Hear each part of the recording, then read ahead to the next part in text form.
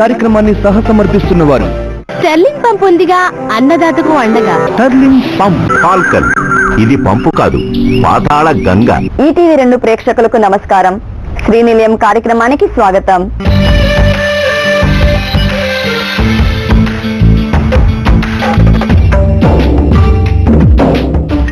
పట్టణ గ్రామీణ ప్రాంతాల్లో చాలా మంది ఎన్నో రకాల భూ సమస్యలు ఎదుర్కొంటున్నారు.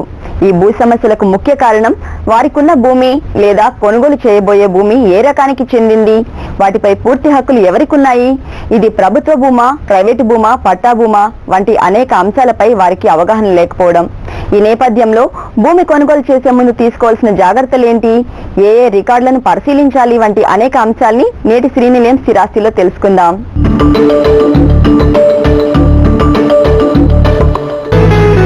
మన రాష్ట్రంలో రైతులు, వ్యవసాయదారులే కాకుండా అందరూ భూ సమస్యలతో సతమతమవుతున్నారు.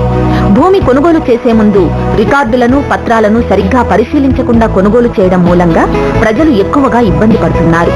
భూమి కొనుగోలుకు ముందు కేవలం అడంగల్ లేదా పహాణీ మాత్రమే చూడకుండా రికార్డుల్లో ముఖ్యమైన 1B రికార్డ్, తెలంగాణ ప్రాంతంలో సేత్వార్, ఆంధ్ర ప్రాంతంలో RSR, పట్టాదారు పాసు పుస్తకం, టైటిల్ డీడ్, గ్రామపటం, FMB, టిప్పన్, ఎంకంబరెన్స్ సర్టిఫికేట్, రిజిస్ట్రేషన్ చేయబడిన ఒరిజినల్ పత్రాలు వంటివి పరిశీలించడమే కాకుండా స్వయంగా వెళ్లి హద్దులతో పాటు ఆ ప్రాంతానికి సంబంధించి ఏవైనా వివాదాలు, కోర్టు కేసులు ఉన్నాయో లేదో క్షుణ్ణంగా పరిశీలించాలి. మీరు నివసించే ప్రదేశం, గ్రామ, పట్టణ, నగర ప్రాంతాలను బట్టి ఆయా పత్రాలు పరిశీలించాల్సి ఉంటుంది. భూమిని ఎంతకాలం నుంచి సాగు చేస్తున్నా, అనుభవిస్తున్నా, స్వాధీనంలో ఉన్నా రికార్డుల్లో పేరు లేకపోతే చట్టపరంగా హక్కుదారులు కాలేరు. మన రాష్ట్రంలో ఎదురవుతున్న అనేక భూ సమస్యలకు భూమి రికార్డుల్లో చోటు చేసుకుంటున్న అక్రమాలు ఒక కారణమైతే, భూమి రికార్డులపై ప్రజలకు అవగాహన లేకపోవడం మరో ముఖ్యమైన కారణంగా చెప్పుకోవచ్చు. కాబట్టి భూమి కొనుగోలు చేసే ముందు తప్పనిసరిగా వివిధ పత్రాలు, రికార్డులను పరిశీలించాలి. ఒక భూమిని కొనుగోలు చేస్తున్నప్పుడు ఆ భూమికి సంబంధించిన వివరాలను ముందు తెలుసుకోవాలి. భూమి వివరాలంటే ఏముంటాయి? 1, ఆ భూమి వర్గీకరణ ఏంటి? 2, ఆ భూమి కొలతలు, సర్వే నెంబరు, ఏ రెవెన్యూ గ్రామంలో ఉంది. ఈ వివరాలు చాలా ముఖ్యమైనవి. ఎందుకంటే మన రాష్ట్రంలో ఉన్న భూమి చట్టాల ప్రకారం కొన్ని రకాల భూముల్ని కొనుగోలు చేయడానికి అవకాశం లేదు. ఒకవేళ అలాంటి భూముల్ని కొనుగోలు చేస్తే ఆ కొనుగోలు చెల్లదు. కొన్ని సందర్భాలలో అది నేరం కూడా అవుతుంది. మనం కొనుగోలు చేస్తున్న భూమి వర్గీకరణ తెలిస్తేనే అది కొనుగోలు చేయదగిందా, చేయకూడదా అనే విషయం తెలుస్తుంది. మొదటి జాగ్రత్త తీసుకోవాల్సింది భూమి యొక్క వర్గీకరణ, భూమి వివరాలు తెలుసుకోవాలి. ఇప్పుడు ప్రశ్న రావచ్చు, ఎక్కడ తెలుస్తాయి ఈ వివరాలు? ఎక్కడ చూస్తే మనం ఈ వివరాలు సంపాదించుకోవచ్చు? సాధారణంగా భూములు కొనుగోలు చేసేటప్పుడు ఈ వివరాల కోసం ఆ సంవత్సరం పహానీ లేదా అడంగల్ చూసేసి ఆ వివరాల ఆధారంగా నిర్ణయం తీసుకోవడం జరుగుతుంది. అదే ప్రజలందరూ ఎక్కువగా చేస్తున్న పెద్ద పొరపాటు. ఎందుకంటే అడంగల్లో కానీ, పహానీలో కానీ భూమి వర్గీకరణ సంబంధించి కానీ లేదా భూమి వివరాలకు సంబంధించిన వివరాలు అథెంటిక్ కాదు. ఎందుకు అంటే గత 10 సంవత్సరాలుగా పహానీ, అడంగల్ పరిస్థితి ఏంటో మనం చూస్తున్నాం. ఎవరు రాస్తున్నారు, ఎన్ని తప్పులు జరుగుతున్నాయి.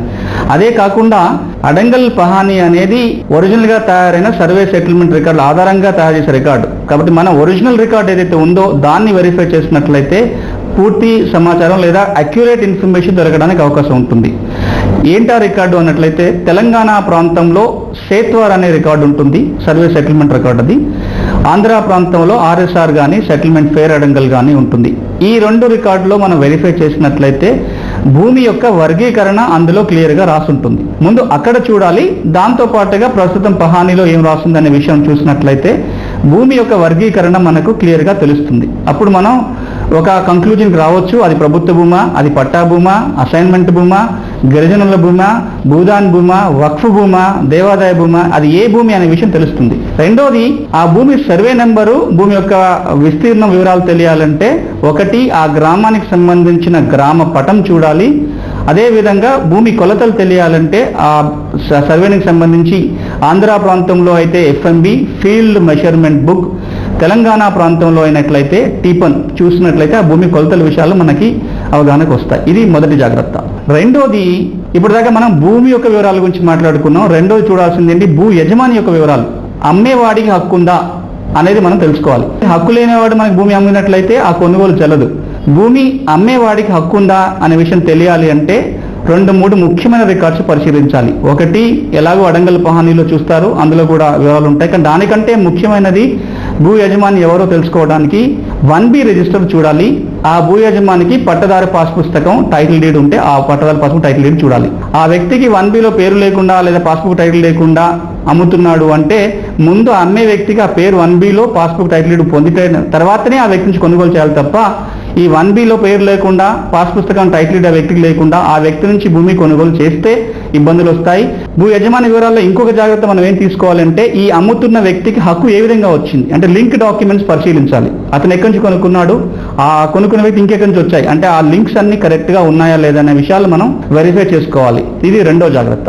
మూడోది ఏంటంటే మనం తప్పకుండా జాగ్రత్త తీసుకోవాల్సింది భూమి కొనే ముందు ఆ భూమిని వెళ్ళి పరిశీలించి చూడాలి. చుట్టుపక్కల రైతులు విచారించడం, ఆ భూమిని వాస్తవంగా పరిశీలించడం చేసుకోవాలి. దీంతో పాటుగా వీలైతే భూమిని కొనుగోలు చేయటానికంటే ముందే సర్వే చేయించుకుంటే మంచిది.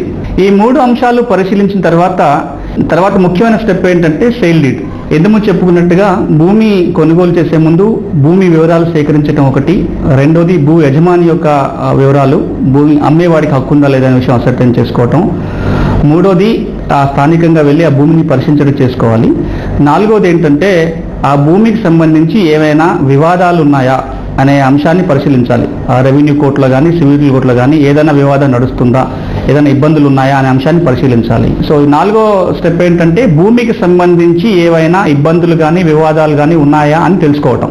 ఇవన్నీ వివరాలు సేకరించిన తర్వాత భూమి అమ్మేవాడికి హక్కు ఉంది, భూమి కొనుగోలు చేసే భూమి కొనడానికి చట్టపరంగా ఎలాంటి అభ్యంతరాలు లేవు, భూమి కొలతలు హద్దులు సరిగా తెలుసుకున్నాం అనే నమ్మకం మీకు కుదిరిన తర్వాత సేల్ డీడ్ రాసుకోవాలి.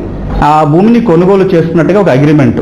ఈ అగ్రిమెంట్ రాసుకున్నప్పుడు తీసుకోవాల్సిన జాగ్రత్తలు ఏంటంటే ఎవరి నుంచి కొంటున్నాము, కొనే వ్యక్తి యొక్క వివరాలు, దానికి భూమి వివరాలు రాస్తున్నప్పుడు భూమి ఎగ్జాక్ట్ సర్వే నెంబరు, దాని హద్దులు, ఏ రెవెన్యూ గ్రామంలో ఉంది అనే వివరాలు తప్పకుండా పొందుపరచాలి. అక్కడ కొనుగోలు చేస్తున్న భూమి వాస్తవంగా ఉన్న సర్వే నెంబరు అదే రావాలి తప్ప వేరే నెంబర్ రాసుకుంటే ఫ్యూచర్లో ఇబ్బందులు అయ్యే అవకాశం ఉంటున్నాయి. సేల్ డీడ్లో మిగతా లింక్ డాక్యుమెంట్స్ల విషయాన్ని కూడా పేర్కొనాలి. ఆ అమ్మే వ్యక్తికి ఏ విధంగా భూమి వచ్చిన విషయాన్ని కూడా సేల్ డీడ్లో రాసుకున్నట్లయితే ఫ్యూచర్లో ఏమైనా ఇబ్బందులు వచ్చినప్పుడు మేము అన్ని జాగ్రత్తలు తీసుకున్నాము అని చెప్పడానికి అది ఆధారంగా పనికొస్తుంటుంది. ఒకసారి సేల్ డీడ్ రాసుకున్న తర్వాత ప్రతి సేల్ డీడ్ను తప్పకుండా రిజిస్ట్రేషన్ చేసుకోవాలి. సేల్ డీడ్ రిజిస్ట్రేషన్ అయిపోయిన తర్వాత రిజిస్ట్రేషన్ డాక్యుమెంట్ ఉంది కదా ఇంక భూమి మనకు వచ్చేసింది అని. కానీ దాని తర్వాత జరగాల్సిన ఇంకొక 2 ముఖ్యమైన పనులు ఉన్నాయి. అవి చేసినప్పుడే పూర్తి హక్కులు తెచ్చుకునే ఒక కార్యక్రమం సంపూర్ణం అవుతుంది. ఒకటి, ఆ సేల్ డీడ్ తీసుకొని తహసీల్ ఆఫీసులో భూమి రికార్డులో మ్యూటేషన్ చేయమని దరఖాస్తు చేసుకోవాలి. 6R చట్టం ఫారం 6A ఈ భూమి కొనుగోలు చేసిన వివరాలను తెలియజేస్తూ సేల్ డీడ్ ఒక నకలిని జత చేస్తూ తహసీల్దార్కి దరఖాస్తు చేసుకోవాలి. మిగతా అన్ని రికార్డులో మార్పులు చేయమని చెప్పి. అదేవిధంగా భూమిని సబ్ డివైడ్ చేసి ఆ వివరాలని FMB లేదా టీపన్లో, అదేవిధంగా ఒకవేళ సబ్ డివిజన్ జరిగినట్లయితే మిగతా పర్మనెంట్ రికార్డ్స్ అయిన సేత్వార్ RSRలో కూడా తగిన మార్పులు చేయడానికి ఆ తహసీల్దార్ ఆదేశాలు ఇస్తారు. ఆ విధమైన చేంజెస్ జరగాలి. ఇప్పటిదాకా మనం వ్యవసాయ భూముల గురించి మాట్లాడుకున్నాం. ఆ వ్యవసాయ భూమి గ్రామీణ ప్రాంతంలో ఉన్న వ్యవసాయ భూమి కావచ్చు, పట్టణీకరణ జరుగుతున్న సమయంలో పట్టణ చుట్టుపక్కల ప్రాంతాల్లో ఇంటి స్థలాలకు భూములు కొనుక్కున్నప్పుడు కూడా ఎక్కువగా వ్యవసాయ భూములు అయి ఉంటాయి. ఇలాంటి జాగ్రత్తలే తీసుకోవాలి. మీరు కొనుక్కుంటున్న భూమి వ్యవసాయం కోసం కొనుక్కున్నా, ఇంటి స్థలాల్లో కొనుక్కున్నా, ఒకవేళ అది వ్యవసాయ భూమి అయినట్లయితే ఈ జాగ్రత్తలన్నీ తీసుకోవాలి. పట్టణ ప్రాంతాలలో ఇంటి స్థలాల కోసం భూములు కొనుగోలు చేసినప్పుడు తీసుకోవాల్సిన ఒక ముఖ్యమైన జాగ్రత్త ఏంటంటే ఆ వ్యవసాయ భూములు వ్యవసాయేతర అవసరాల కోసం కన్వర్షన్ జరిగిందా లేదా.